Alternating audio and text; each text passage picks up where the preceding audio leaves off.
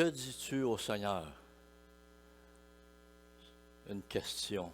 Et on va regarder la parole ce matin. On va lire un psaume. Ça fait un bout de temps que j'ai lu ce psaume et je l'ai relu. Et je gardais cette pensée pour cette semaine. Hymne de David au chapitre 16 en psaume. Garde-moi, ô Dieu, car je me réfugie en toi. Je dis à l'Éternel, tu es mon Seigneur. Je dis à l'Éternel, tu es mon Seigneur. Retardons cela. Que dis-tu au Seigneur? Ça, c'est la question. Mais on voit ici ce que David, ce qu'il dit à Dieu. Je me réjouissais ce matin avec les chants parce que ça tournait beaucoup autour de, tu sais, notre cœur qui va vers le Seigneur. Je te donne mon cœur. Je ne me rappelle pas c'était quoi le deuxième chant, mais les paroles, c'était tous des chants, il me semble que ça tournait alentour, là. Et j'ai dit, gloire à Dieu, ça a l'air qu'on est dans la lignée de l'Esprit. Je dis à l'Éternel, tu es mon Seigneur, mon bien, il n'y a rien au-dessus de toi. Les saints qui sont dans le pays eux-mêmes et les puissants sont l'objet de toute mon affection. On multiplie les idoles, on se hâte d'aller vers un autre Dieu. Je ne répandrai pas leur libation de sang, je ne mettrai pas leur nom sur mes lèvres. L'Éternel est mon partage et ma coupe, c'est toi qui assures mon lot. Ma part me revient en un lieu de délices, c'est un héritage magnifique pour moi. Je bénis l'Éternel qui me conseille, la nuit même mon cœur m'exhorte. Je contemple l'Éternel constamment devant moi. Quand il est à ma droite, je ne chancelle pas. Aussi mon cœur est dans la joie, mon esprit dans l'allégresse. Même mon corps repose en sécurité, car tu n'abandonneras pas mon âme au séjour des morts, tu ne permettras pas que ton bien-aimé voie le gouffre. Tu me feras connaître le sentier de la vie, il y a abondance de joie devant ta face, des délices éternelles à ta droite. Je dis à l'Éternel. Ça, c'était les paroles de David. Mais pour nous, qu'est-ce que je dis à l'Éternel ce matin? Et bien sûr,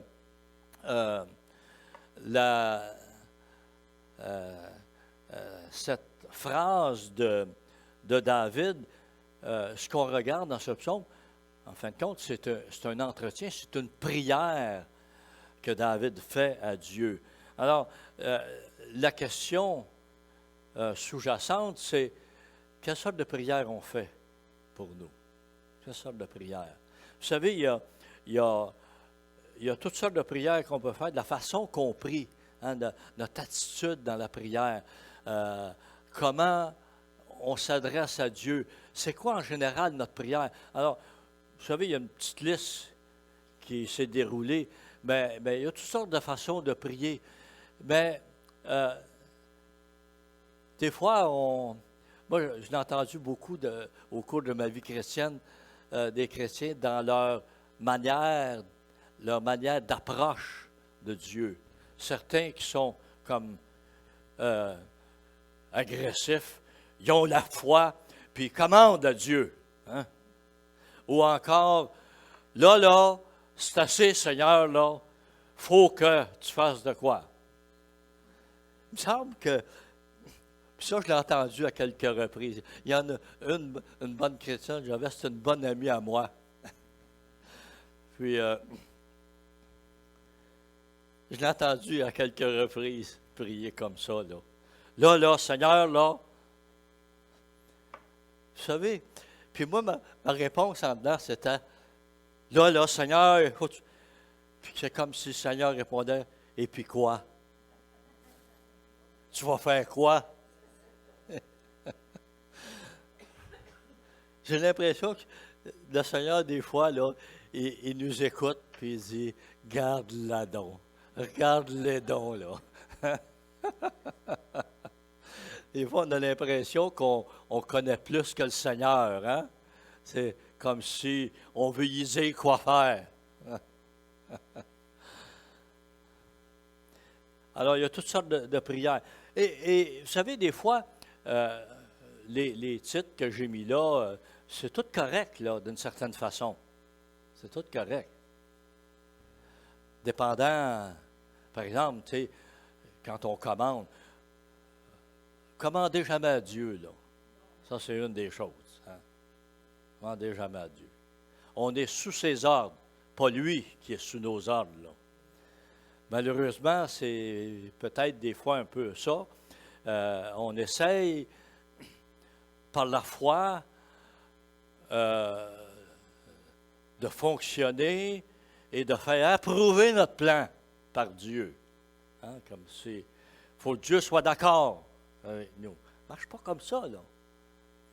Il faut fonctionner sous les ordres de Dieu, sa parole. Hein.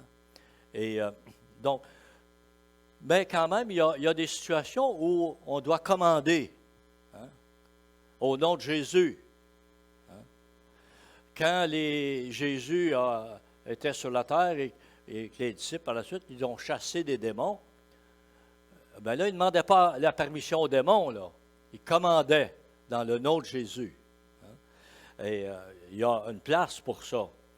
Il y a la supplication, il y a l'intercession, il y a les remerciements, les actions de grâce, hein, qu'on doit rendre à Dieu. Il y a l'honneur.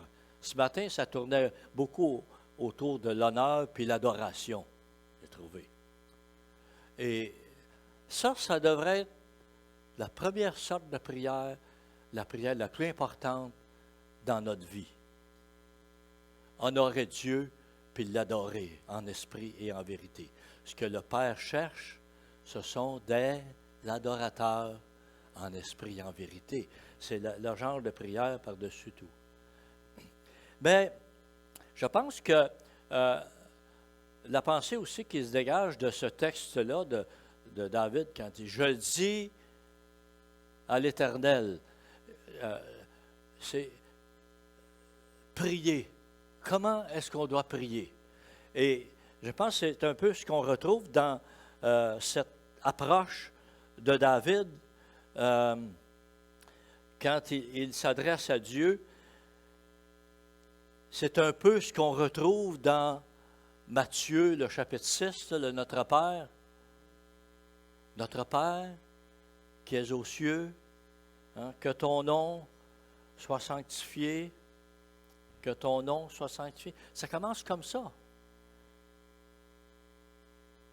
À rendre honneur, à se soumettre à Dieu, à l'adorer, que ton nom soit sanctifié. Son nom est saint, est grand, est puissant. Hein? Il y avait un chant ce matin qu'on chantait comme ça, la puissance dans le nom puissant. Alors Jésus dit, voici donc comment vous devez prier. Alors, malheureusement, la religion a eu tendance à nous écrire des prières, tu sais, puis à répéter une formule. C'est pas ça que Jésus essaye de faire ici quand il dit, voici comment vous devez prier. Il ne dit pas directement, voici ce que vous devez dire. Hein? Et c'est correct si on dit Notre Père. C'est une bonne prière, en autant que notre attitude accompagne les paroles. Hein? Que ton nom soit sanctifié. On voit dans cette prière une soumission à Dieu, un respect à Dieu, puis on voit qu'il y a une volonté de notre part que Dieu il est saint, puis on veut l'élever, on veut le mettre au cœur de notre vie comme étant important. Et ce qu'on voit dans la suite du Notre Père, c'est nos besoins qu'on va présenter à Dieu. Donne-nous aujourd'hui notre pain quotidien. On commence par l'honorer, l'adorer, et après ça vient les demandes. Mais ce qu'on retrouve comme, je pense, vers la fin du Notre Père, ce qui est extrêmement important dans cette prière, c'est une attitude de repentance. Ce matin, Donald parlait dans la Sainte Seine.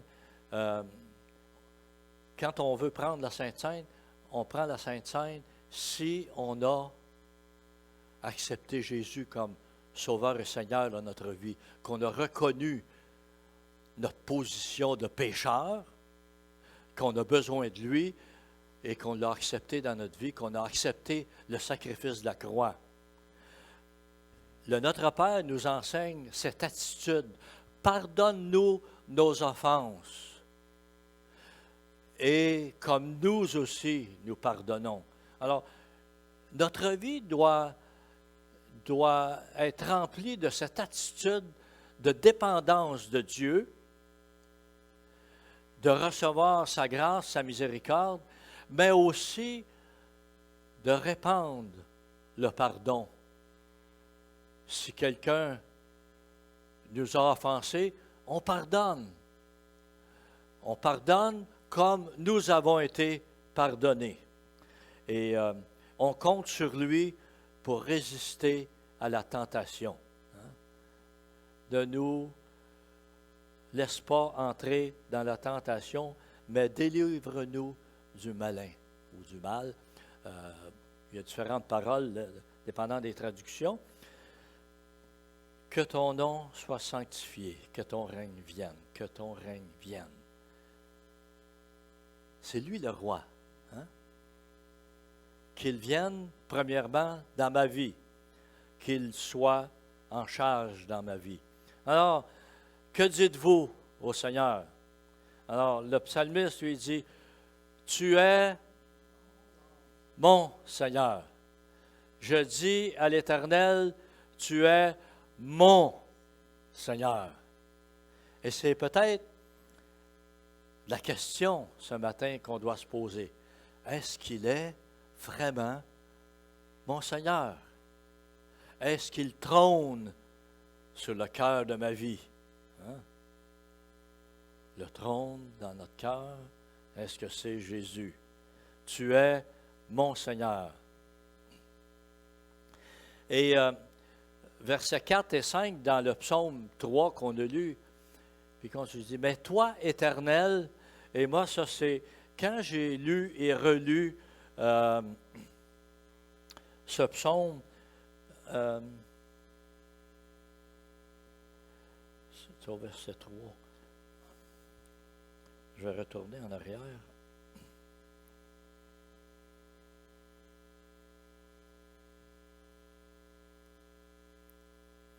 Verset 2. Je vais revenir au verset 2. Je dis à l'Éternel, tu es mon Seigneur. Et c'est la deuxième ligne du verset. Mon bien. Mon bien. Moi, je l'ai relu et relu.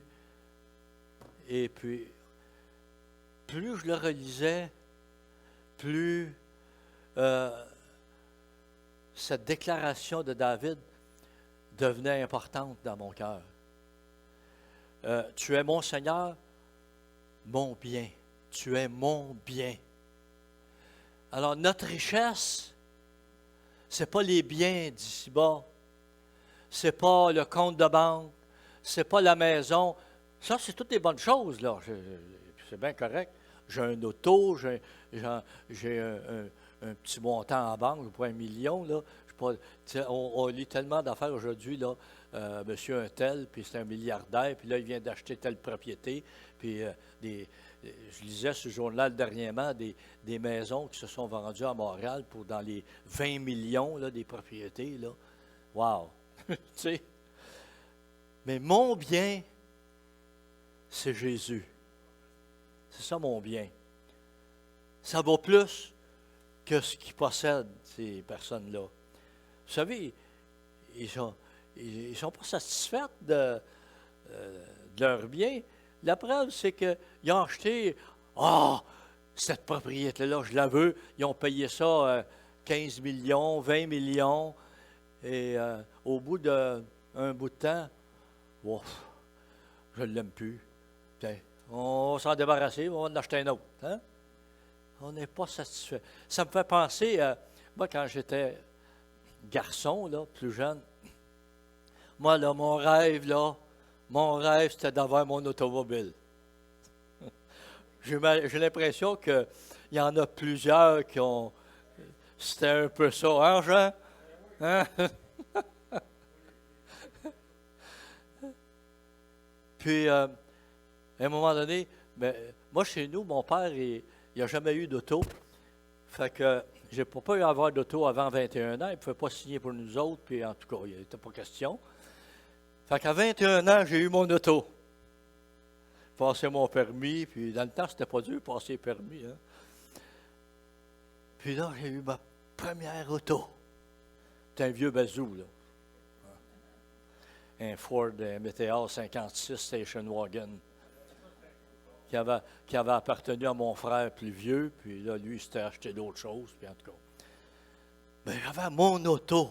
Hey! Et là, je commence à m'emmener. Là, à un moment donné, au bout d'une couple de jours, là, c'est comme... Tu sais? Je me suis dit, wow, il n'y a rien là-dedans, là. Hein? Mais là, tu sais, quand on est jeune, là, cet auto-là, c'est un vieux bazou, là. Je voulais avoir d'autres choses. Mais j'ai compris que, parce que quand même, moi, j'avais accepté le Seigneur dans ma vie, là. J'ai connu le Seigneur jeune. Puis le Saint-Esprit nous parle, là, même si on est jeune, là. Même si on a le goût d'avoir une auto, là. À travers tout ça, le Saint-Esprit, il est patient. Hein? Dieu, il est patient avec nous autres. Puis il vient nous parler. Puis là, j'ai compris que le bonheur, là, c'était pas d'un automobile, puis c'était pas dans ces choses-là. Hein? C'est pratique, un auto, bien correct. Mais c'est bien plus pratique d'avoir le Seigneur. Parce qu'on va aller bien plus loin avec lui qu'avec l'automobile. Moi, je m'en vais dans l'éternité. Je m'en vais dans ce que Dieu a créé. Hein? J'ai hâte d'être transformé. Moi, je crois que ce que Dieu a créé, là, l'univers, on va expérimenter ça. On se pose bien des questions. Moi, ça fait longtemps que je me pose des questions. Tu sais. Ça sert à quoi, toutes les planètes, toutes les étoiles? Là, les étoiles, c'est des soleils là, qu'il y a dans d'autres galaxies. Il y en a, là, avec le nouveau télescope qu'ils ont mis, là. J'ai oublié le nom, c'est? Ouais, Webb. Là, qui voient, puis s'attend d'années-lumière, puis etc. En tout cas, je les laisse avec ça, eux autres, là. Mais, vous savez, c'est notre Dieu qui a tout créé ça. Et puis, un jour, la parole de Dieu dit qu'on va régner avec lui. Alors, j'imagine, remarquez, c'est pas écrit dans la Bible, mais on peut avoir des petites théories personnelles, hein? J'imagine qu'un jour, quand on va régner avec lui, il va falloir avoir quelque chose sur lequel on va régner. Alors, est-ce que ça peut faire partie de ça? Je ne sais pas. Parce que c'est certain que il y a bien des choses qu'on ne comprend pas encore aujourd'hui. C'est Paul dans l'Épître aux Corinthiens qui dit « Aujourd'hui, on voit au moyen d'un miroir d'une manière imparfaite. » là. Alors, on peut s'imaginer des choses. On peut voir des fois des petites affaires, mais ça, je suis peut-être complètement à côté de la traque, comme on dit. Hein? Mais on va régner avec lui. Hein? Alors, tu es mon Seigneur, mon bien. Mon bien. C'est un petit peu ça que, je ne l'ai pas pris, ça, mais parce que ça me revient à l'idée. C'est un peu ça que Dieu avait dit à Abraham. C'est un peu comme, c'était lui qui était comme son bien, son héritage. Hein. Alors, Dieu, le Seigneur, c'est lui mon bien. Puis il dit, il n'y a rien au-dessus de toi. Il n'y a rien de plus important. De tout ce que je possède, c'est toi qui es par-dessus tout. Et puis, là, il dit, les saints qui sont dans le pays eux-mêmes et les puissants, c'est dans le sens des saints, hein? Des puissants, parce que il y a ce verset-là, je lisais un petit commentaire, il y a beaucoup de... c'est un verset qui est très difficile de traduction, il est comme ambigu, mais ça fait allusion aux saints, ceux qui sont en relation avec Dieu. Les puissants sont l'objet de toute mon affection. Alors, pour nous, là, moi, je l'ai converti en Église. Hein? Alors, les saints qui sont dans l'Église, eux-mêmes, c'est eux autres qui sont puissants, sont l'objet de mon affection. C'est ça que David disait, parce qu'en fin de compte, ce qu'il parlait, il parlait de son royaume, et les puissants dans le pays, c'était ceux qui marchaient avec Dieu.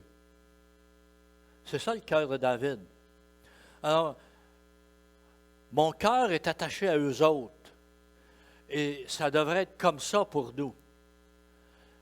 Les saints, mes frères et sœurs dans l'Église sont l'objet de mon affection. On est attachés les uns aux autres comme ça. Les puissants sont l'objet de toute mon affection.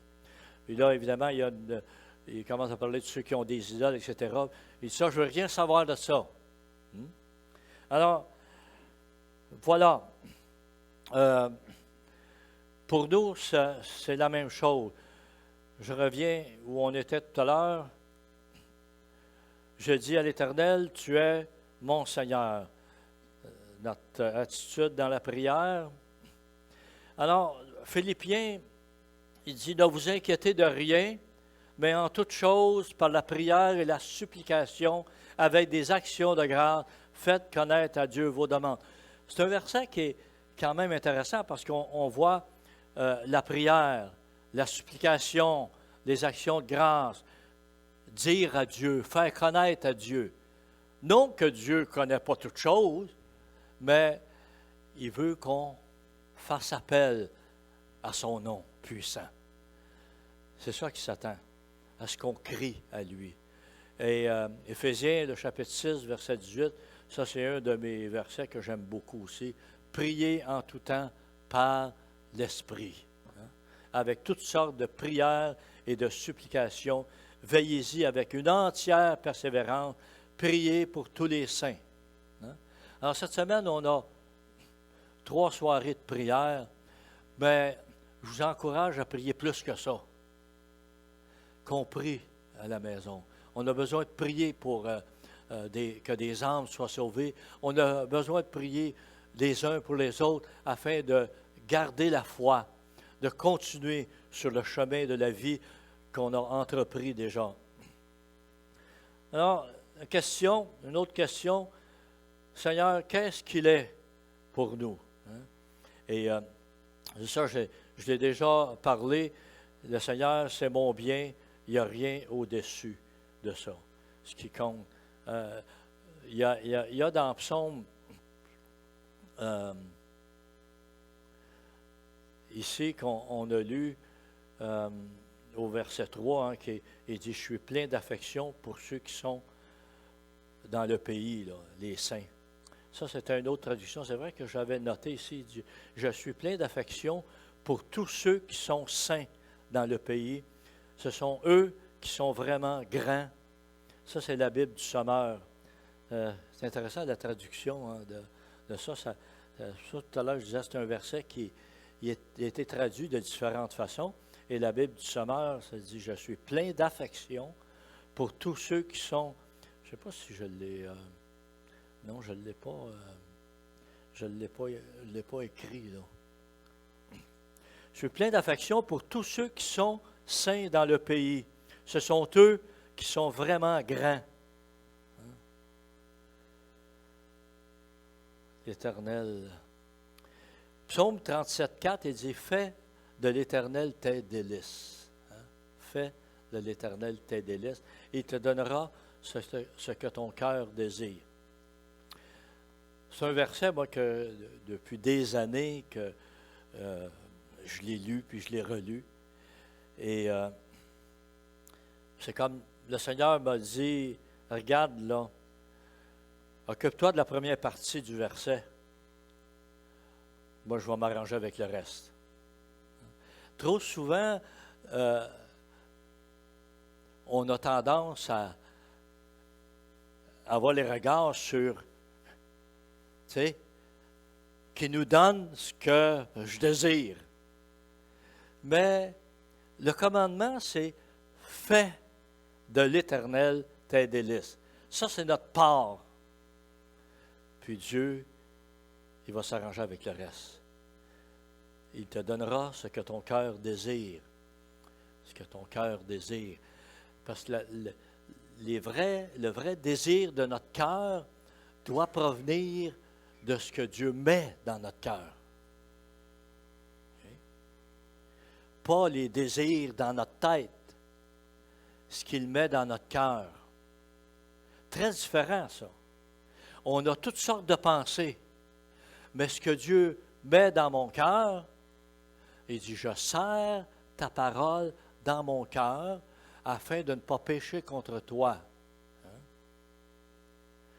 Alors, si on est alimenté par la parole de Dieu comme on devrait l'être, c'est la pensée de Dieu qui est là, c'est le désir de Dieu qui est dans mon cœur. Il te donnera ce que ton cœur désire. Ton cœur désire. Alléluia. Tu me feras connaître le sentier de la vie. Il y a abondance de joie devant ta face, des délices éternelles à ta droite. Ça, c'est notre chapitre qu'on a lu. Il parle des délices. Hein? C'est comme ça que David dit au verset 2, « Tu es mon bien. » Hein? Je dis à l'Éternel, « Tu es mon Seigneur, mon bien. » Il n'y a rien de plus que ça. Il y a d'abondance de joie devant ta face, des délices éternelles à ta droite. La joie. Quand arrive la nouvelle année comme ça, on souhaite le bonheur, puis la santé, la joie, puis la paix. Moi, je l'ai fait beaucoup dernièrement parce que mon anniversaire, c'est le 4 janvier. Alors, sur Facebook, j'ai quand même une petite quantité d'amis. Ils m'envoient tous des souhaits de bonne fête. Puis, je lui retourne merci beaucoup. Puis, je souhaite une bonne année avec la joie puis la paix. Hein? Mais la joie, ça vient de Dieu. C'est lui, la joie.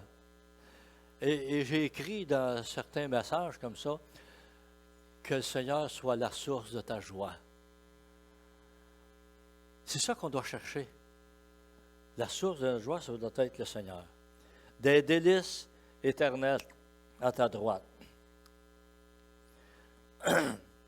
Et j'aime bien le verset 7 du chapitre 16, le marqué 11, là, mais c'est vraiment le verset 7, là, je pense. Là. C'est ça le verset 7? Ou le verset 11? C'est 7, hein? Je bénis l'Éternel qui me conseille, la nuit même, mon cœur m'exhorte. C'est pas mal bon, ça. Hein? La nuit.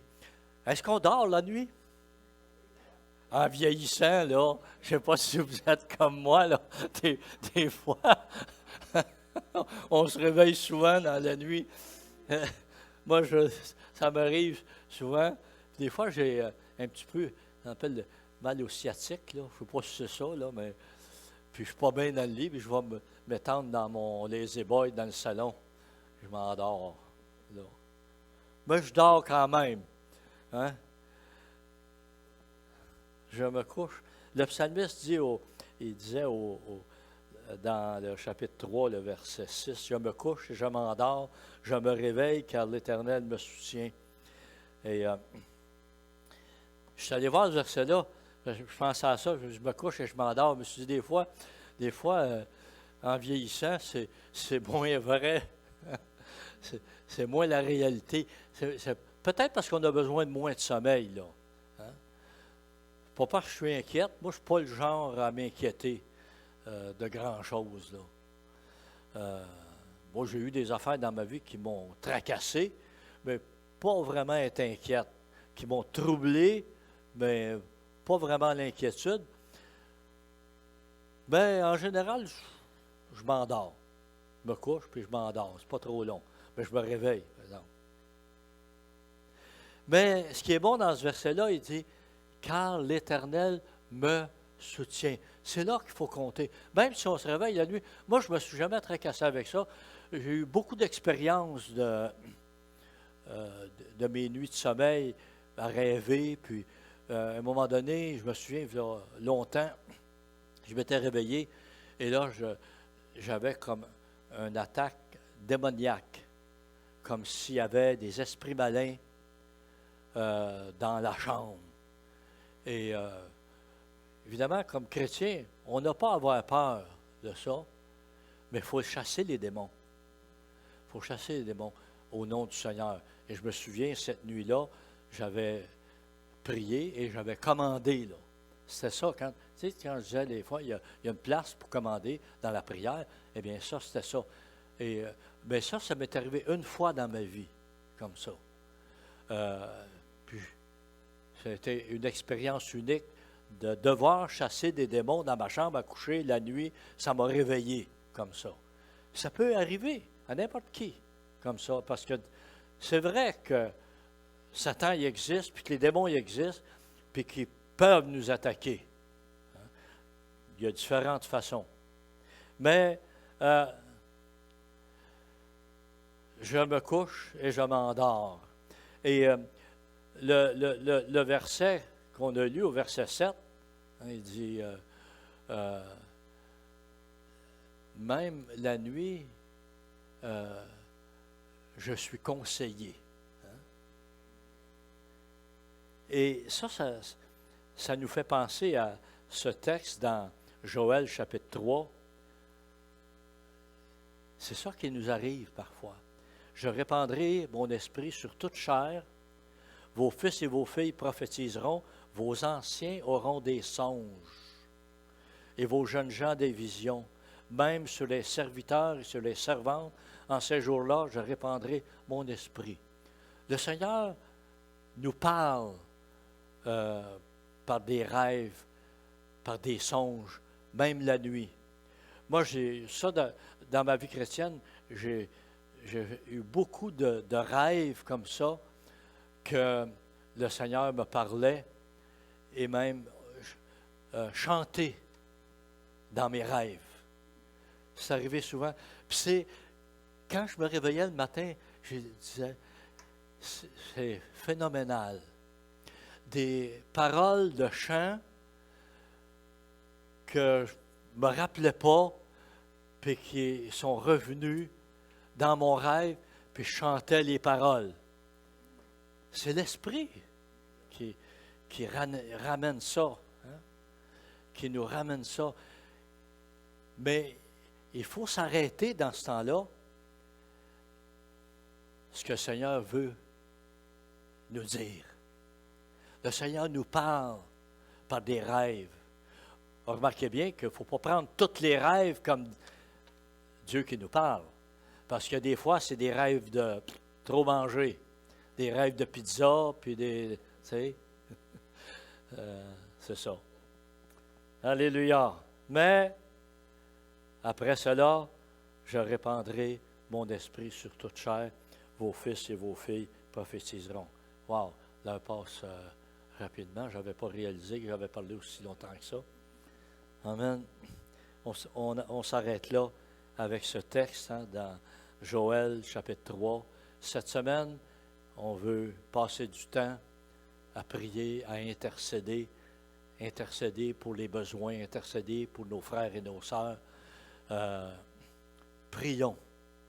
Préparons nos cœurs demain soir à 7 heures. C'est ça, hein? Demain soir à 7 heures. Mardi soir aussi.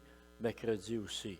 Alors, demain soir, alors le chapitre, Donald vous l'a donné, c'est Colossiens chapitre 2. Alors, ce qu'on a fait, c'est qu'on s'est partagé le chapitre en 3. Moi, je commence demain soir. Et mardi soir, c'est pasteur Pierre Paradis. Et mercredi, c'est pasteur Donald. C'est correct? je leur ai donné quoi? Je leur ai dit quoi dire.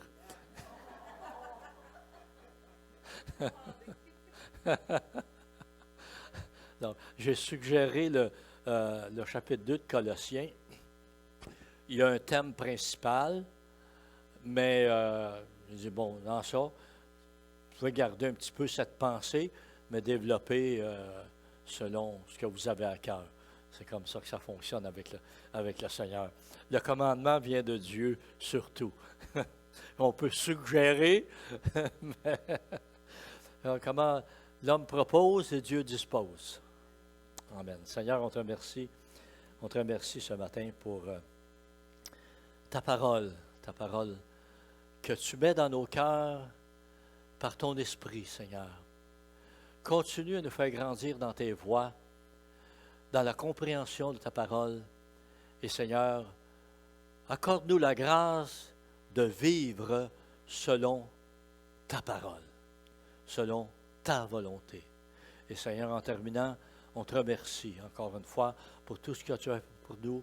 Et Seigneur, je dis à l'Éternel, tu es mon Seigneur, mon bien. Merci Jésus pour tout ce que tu es pour moi, tout ce que tu fais, mais surtout ce que tu es dans ma vie. Sois glorifié pour tout, Seigneur. Nous te remettons notre vie. Amen. Que Dieu bénisse abondamment. Amen.